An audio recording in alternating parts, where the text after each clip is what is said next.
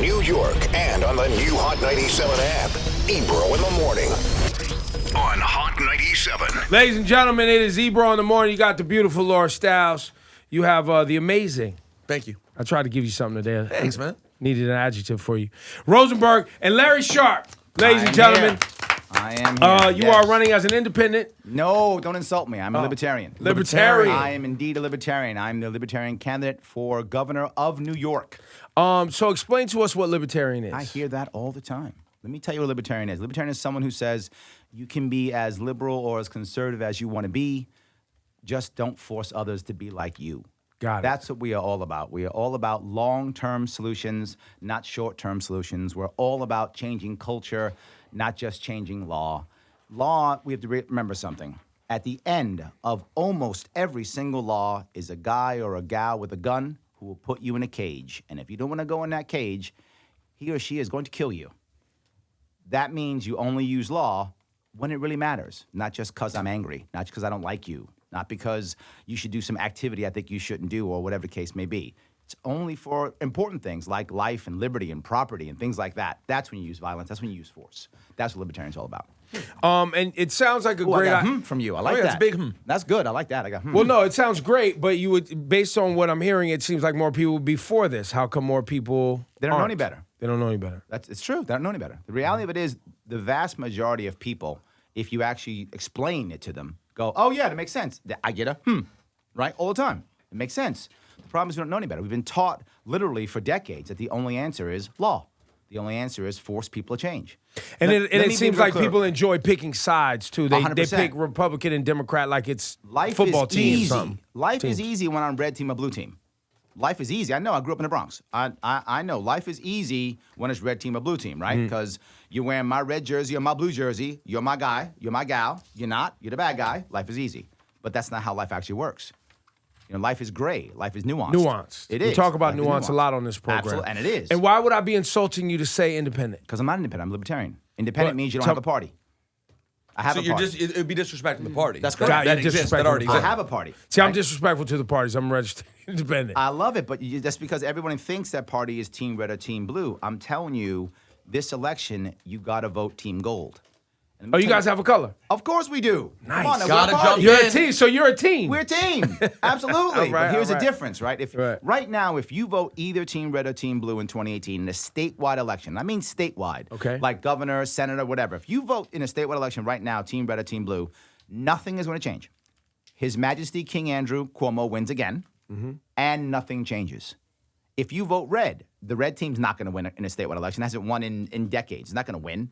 They haven't won. When's the last time they won? Pataki is the last time they actually won something. They don't win Senate. They don't win AG. They don't win anything. But then you have a bunch of senators that do the whole, what is that, independent Democratic caucus and caucus for Republicans. Well, that's state. and I'm then- talking state Senate. Oh, state, got it. I'm talking a statewide election. meaning Statewide. Yeah. An election that goes to D.C. Got it. right? Or an election that crosses the state, like Attorney General or the governor. Got it, In got that it. type of election, the red team doesn't win. The red team wins locally. In fact, when it comes to counties, there's more Republican counties than our Democrat counties, clearly. Yeah. Right? There are more Democrats than there are Republicans, but there are more Republican counties than our Democrat counties, clearly. Got it.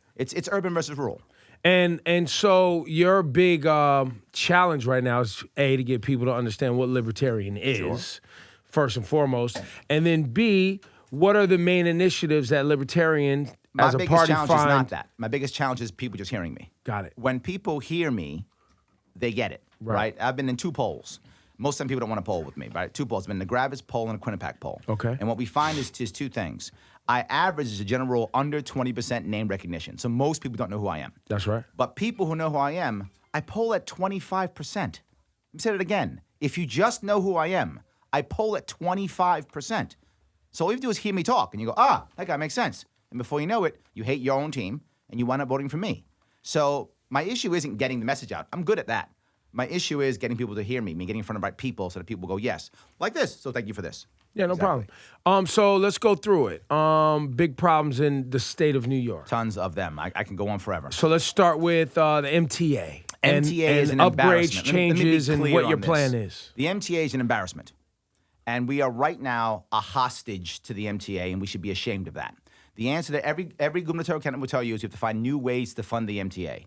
Shame on them. The average MTA employee makes about $118 an hour. Let me say it again. The average MTA employee makes about $118 an hour. The average New York State employee, meaning if you work in New York State, is about 20. New York City, about 30. And our answer is give them more money? Shame on you. No, not at all.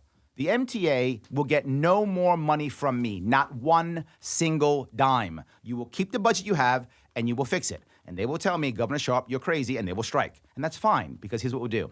New York City's been through this before, more than once. When I'm governor, they're going to strike. We will prepare New York City for the strike. It's going to happen. So you're ready for action out here. I'm a Marine, and I don't mind breaking a hole in this system. I will break a hole, but you got to follow me through it. I will bust a hole in this. I'm first in. I don't mind. I will make sure that we are prepared for this. And we will find things like Uber, like Via.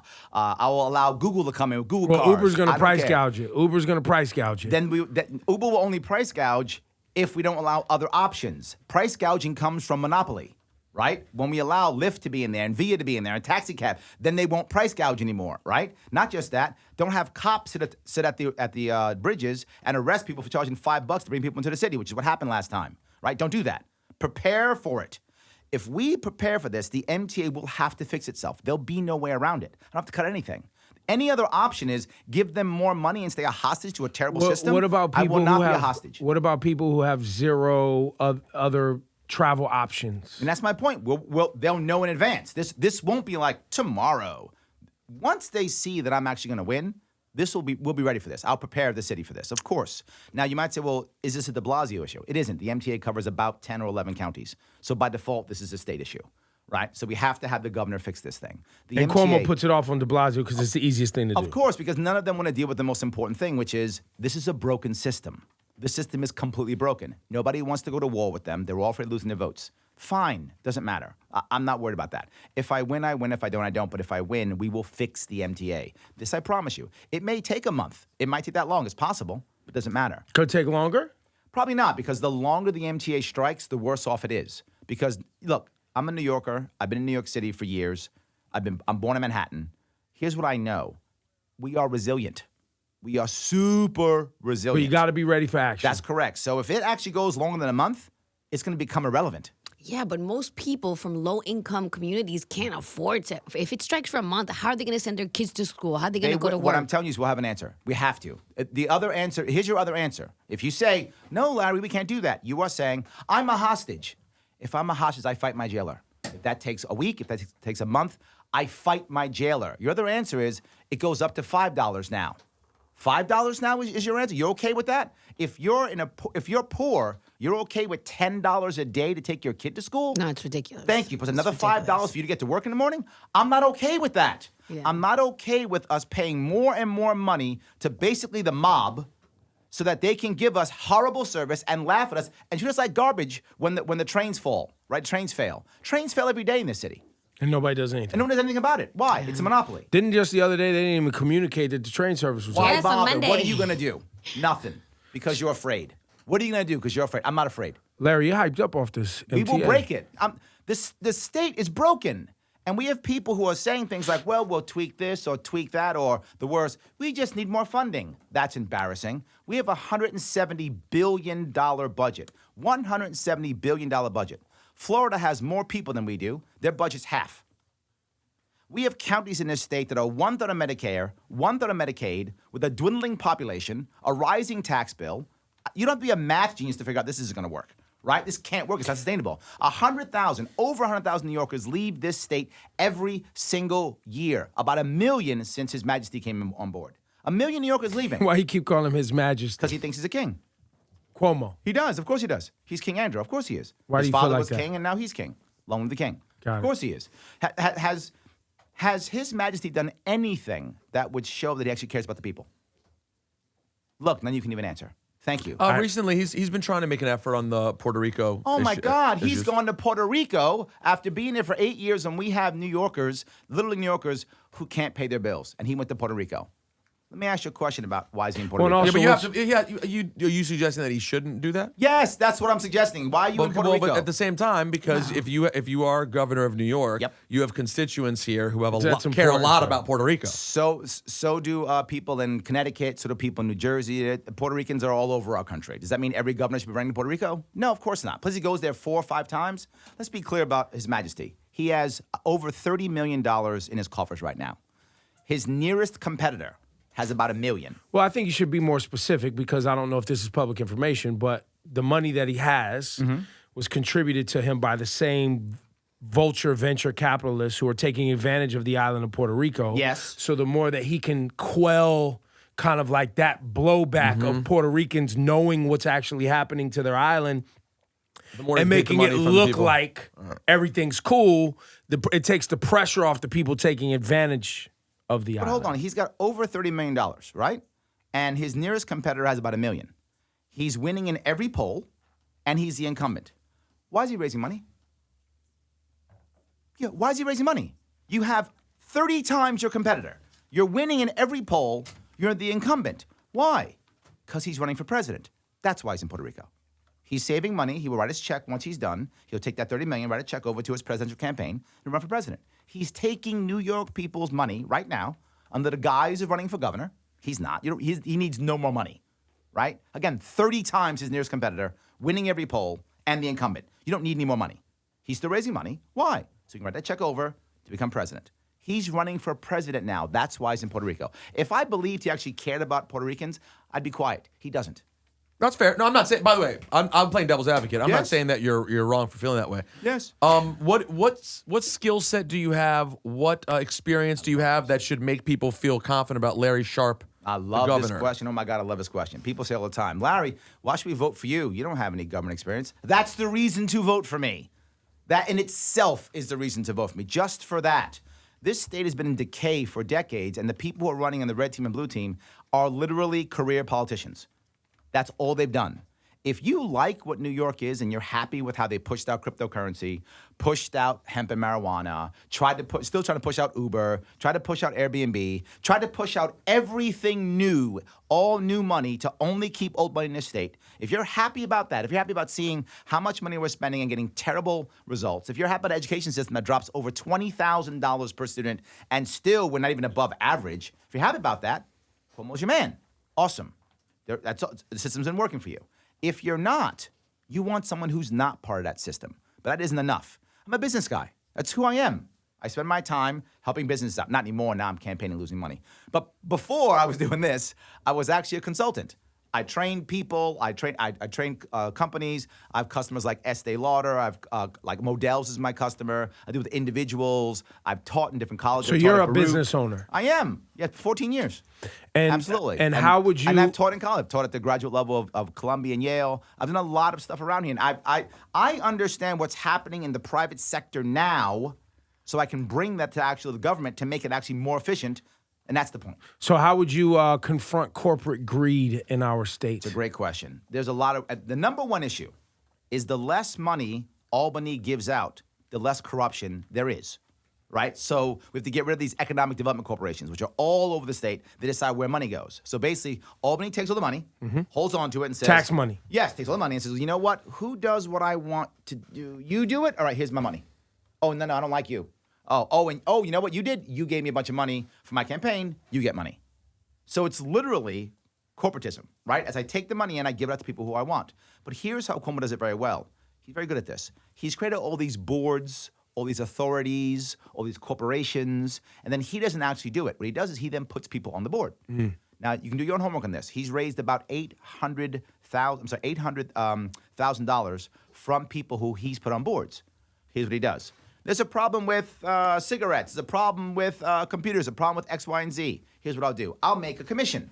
I'll call it the Solve This Problem Commission, and I'll have 1 or 2 people that I'll appoint on the board, and the rest will be people from the industry. See, that'll be awesome. It'll be fair. Who do I appoint? Oh, you gave me money, I appoint you. You give me money, I appoint you. Inside job. Yes. Nepotism. That's why all those people go to jail, but he doesn't. That's the reason why. He protects himself. I've heard of this. I've Good heard mob of this boss. with him. Great mob So- boss. so- He makes sure his capos go under, but he doesn't. So let's take it a step further. when Cynthia Nixon was just here, one of the things I challenged her on is, while I love a lot of what she's talking about, do you like Cynthia Nixon? Yeah, she's wonderful. Yeah. Look, we overlap in a lot of other things. The issue that I have with Nixon is our end game is almost exactly the same.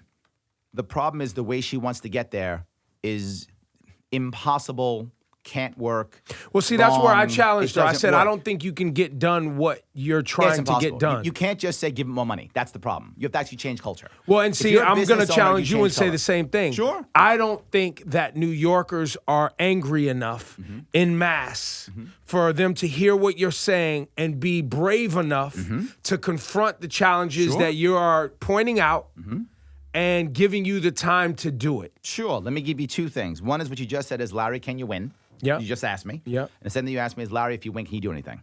Did I get your two questions right? Pretty much. All right. Can you It was win? more, Larry, can you actually do what you're saying you're going to I'll do? give you both. And will the people be supportive? I'll give you both. Can I win? Of course I can win. And let me tell you why I can win. New York is a plurality state, which means that you don't have to have 51%. You have to have more than the rest. There'll be 5 people running, right? Probably 5 people running. There'll be His Majesty will run, obviously. The Republican Sacrificial Lamb will run. Howie Hawkins, the Green Party guy, will run. The who party? Green Party. Howie Hawkins. Howie Hawkins. He will run from the Green Party. Then odds are Nixon will lose to Cuomo in the Democratic primary. And odds are the Working Families Party will get rid of her and go back to Cuomo. So probably Stephanie Minor will run. And then me. 5 people. That's what will probably happen. If Nixon stays in, 6. But I don't think she will. But who knows? She knows better than I do. So 5 or 6 people, which means 30% can win this thing. 30% is a victory. I poll at 25% of people just know who I am. So I get enough money to get my name out, I'm 5 points from victory. This is possible to win. But more importantly, there are 3 types of people who come to me. Number 1, unhappy Democrats, Republicans. There's lots of them. But many of them, to your point, are afraid. And when they get into the polling Or booth, just not quite sure they have the stamina, wherewithal, mental fortitude, et cetera, et cetera. The stats show that. If an independent person polls when it comes to likely voters, whatever they poll at, they get about half.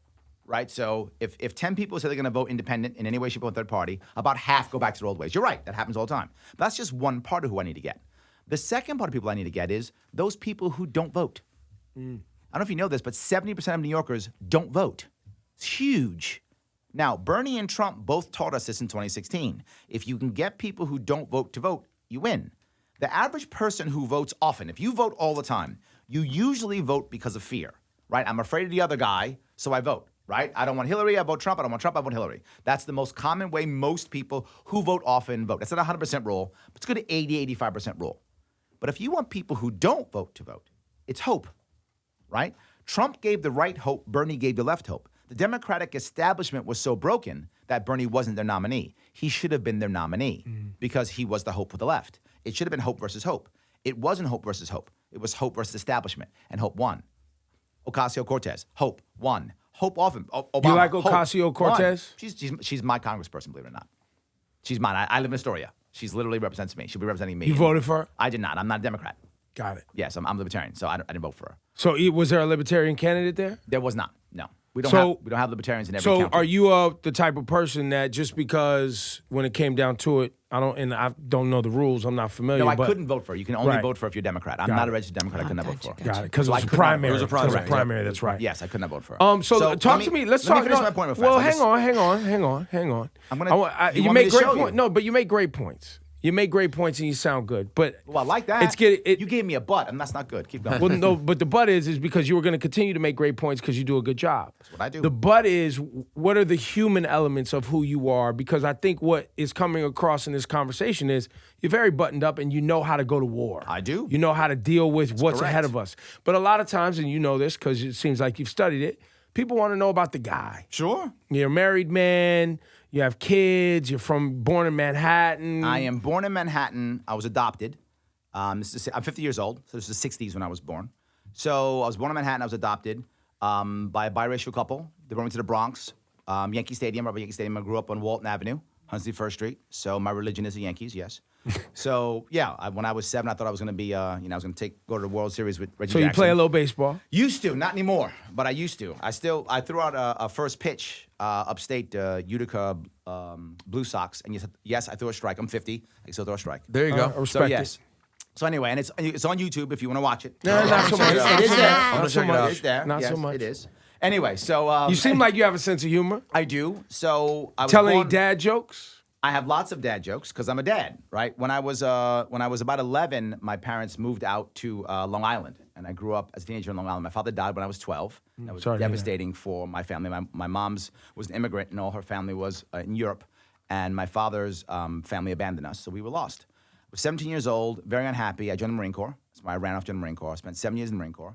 When I came back, my mom had a big problem. She could not handle me leaving. She couldn't handle my father's death. It really totally tore her up. She was addicted first to regular drugs, legal drugs, and then eventually illegal drugs. She was a victim of the drug war.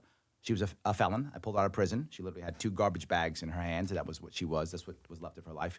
Did my best to get her up and running, apartment, with all my savings, car, get up and running. And I saw how hard it was for her. Like, she literally had to lie on all her forms because she was a felon. And whenever she got a job, she was a hostage because she would do whatever the boss says because she was afraid to lose her job because she's a felon.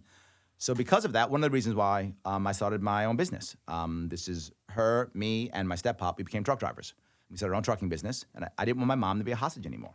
I wanted her to have her own world. I wanted her to be her own boss. So that was my first foray into Business. into being an entrepreneur. We did it for a couple of years. Then they were happy. They went off to run it on their own. I went off to do other things, my own thing.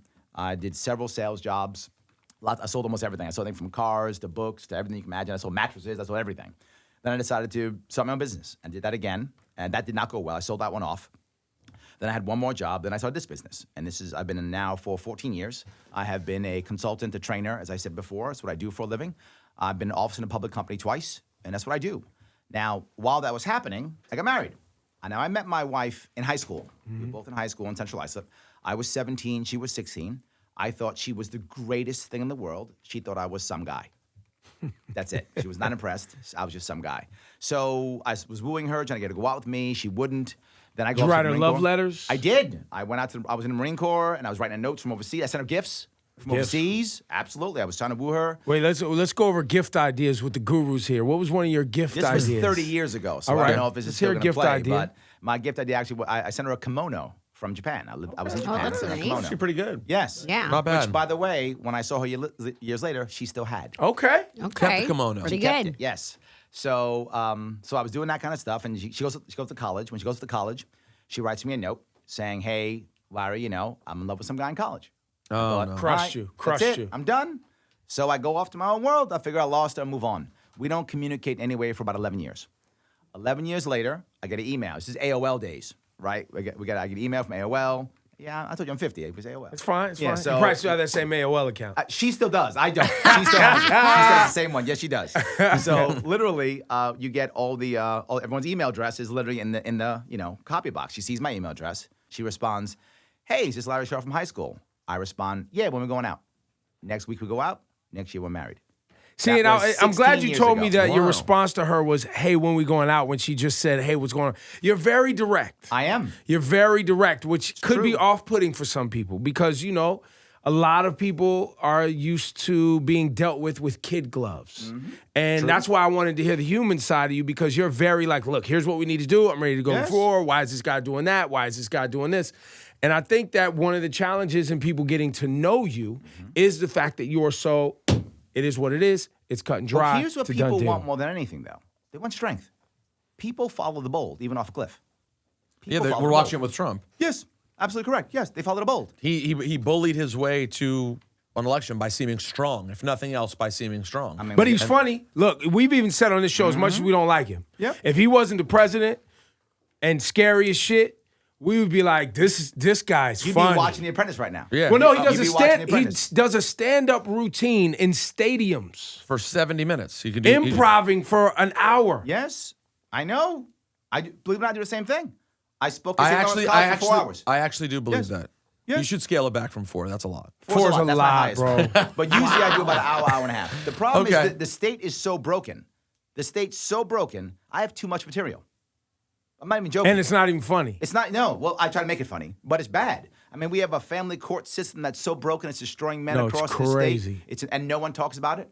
We got problems in this state with budgets in counties that are so bad. We have unfunded mandates that force a county individual county, they don't have enough money. They have to raise money by doing one of two things. One, they raise property taxes past 2% and crush farmers and crush local business owners. Or two, they use law enforcement as a profit center. Yeah. And right now, we have cops who are spending more time collecting fees and fines than actually servicing their community. They don't have a choice.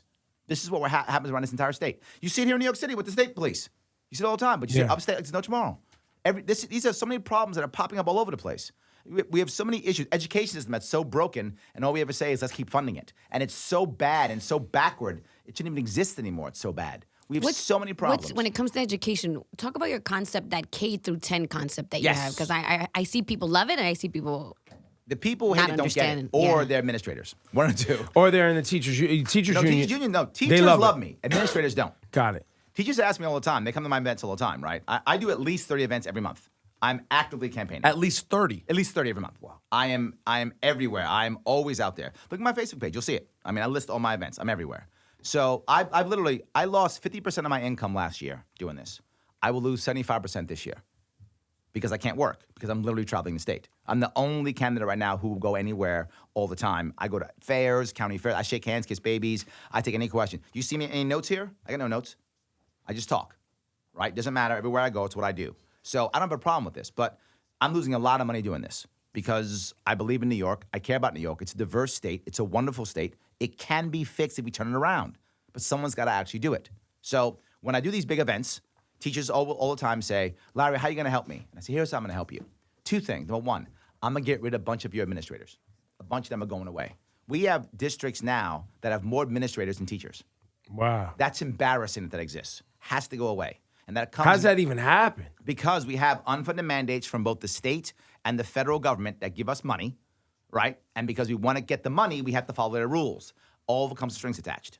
We have to change the entire funding model. It's completely broken. K through 12 is completely broken. This is a total revamp of the system. Teachers hear that, they love it. Then I say, I'm going to give your actual district, I'm going to give it a surplus. I'm not going to cut anything. I'm going to give it a surplus. Because once it is a surplus, now you can decide in your own district. Is this a raise for teachers? Is this hiring more teachers? Is this buying more equipment? I don't know what's right for your local community. You will decide when I give you a surplus. So that's my goal. As governor, So you're trying to empower people. of course. As a governor, I don't want to be the guy who says, I'm the smartest guy in the room and I know everything, do what I say. That's a Kane. It's who we have now. We're in this position because that's who we have now. I want to say, be as local as you can be. I want to be a firefighter. I want to be the guy who, when you're in trouble, you call me. Not I look around and wait to punish you, right? Local communities should be doing things to the best of their ability. Here's what I know from the business world, from life, and we can put into actual government. If you take freedom plus accountability plus transparency, it equals innovation. That's a simple equation, works everywhere. Doesn't exist in this state. I will make it exist in this state. It will change. So a couple of items. K through 10, I'll deal with that if you want. Or which Well, one? I was going to say a couple of items before we get you out of here with your pressing items.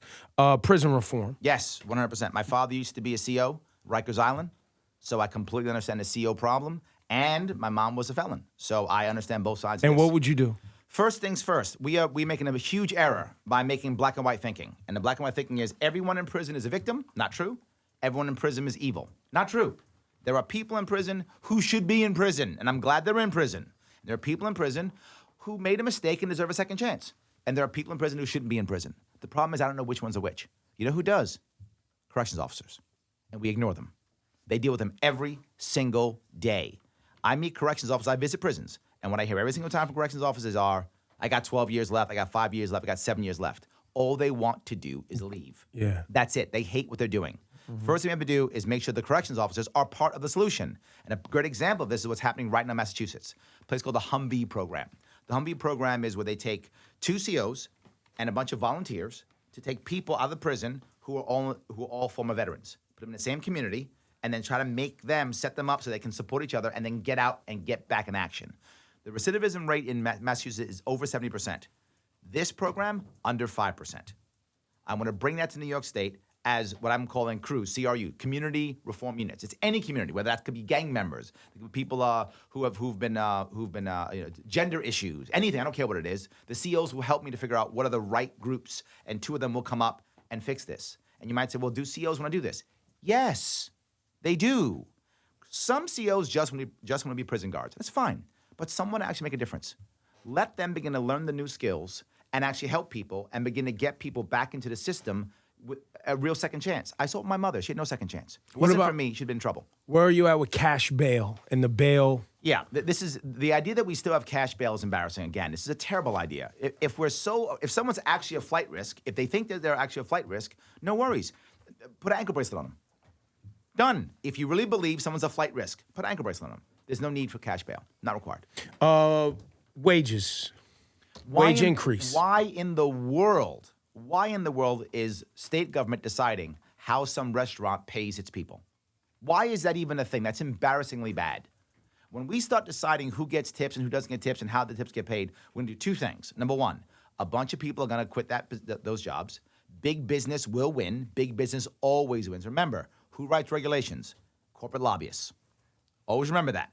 Any big regulation will always help big business every time because they literally write it. They will write it.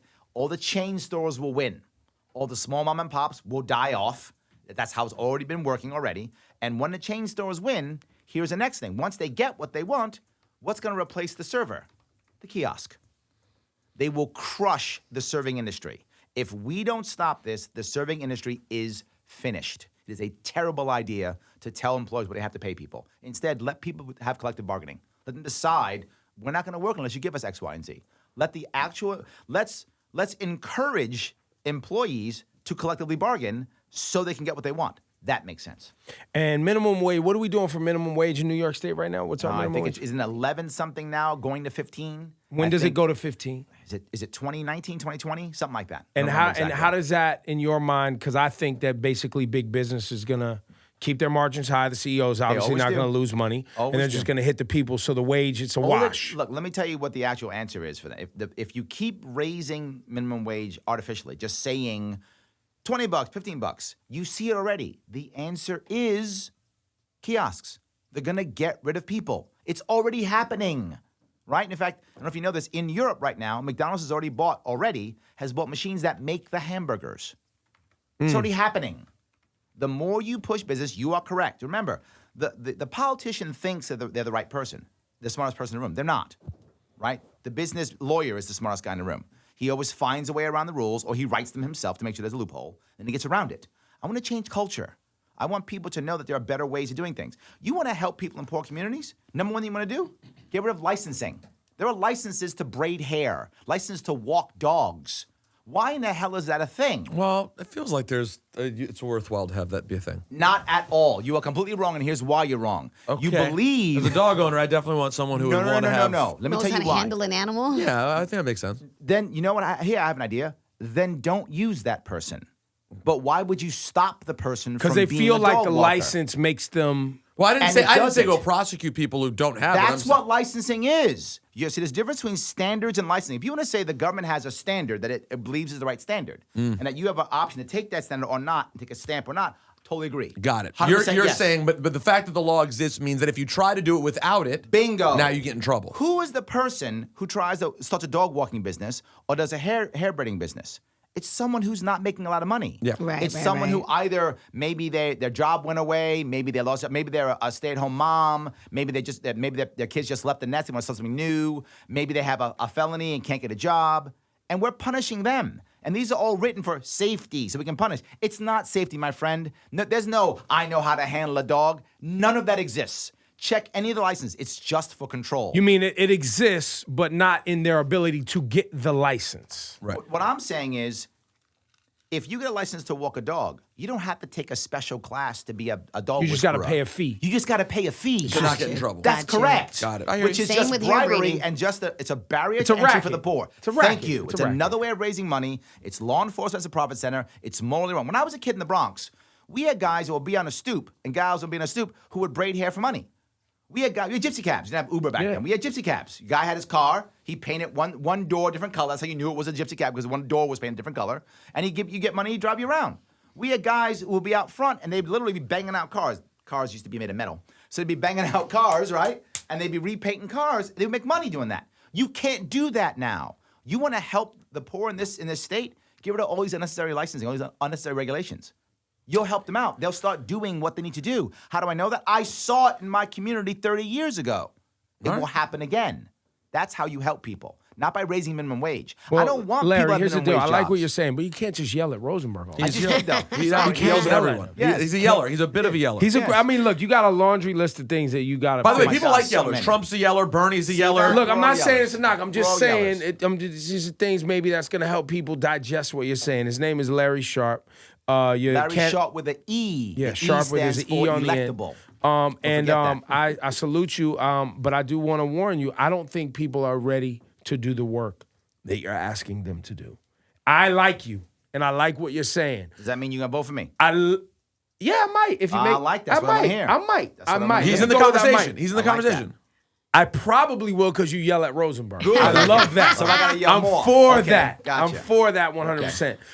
I know you're pro marijuana legalization. Cannabis and hemp legalized, but here's the most important piece when it comes to cannabis and hemp. This is important, guys. This is this the governor important? candidate. Number one thing that's important, we must not over-regulate or overtax. If we over-regulate or overtax, only big business will win. That's right. Can't tell you enough of that. People say, we got to spend all this money so that we could, take care of the roads. No, we're taking roads other ways. Here's what I want to make sure happens. I want to make sure the local farmer who's struggling in New York State, who's a 5 or 7 acre farmer, has a chance at growing hemp or specializing in cannabis. But more importantly, I want to regulate this like onions.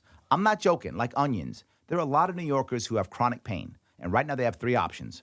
Option 1, an opioid. And now that's a chance they're going to get addicted. 80% of all our addicts now come out of an FDA-approved prescription.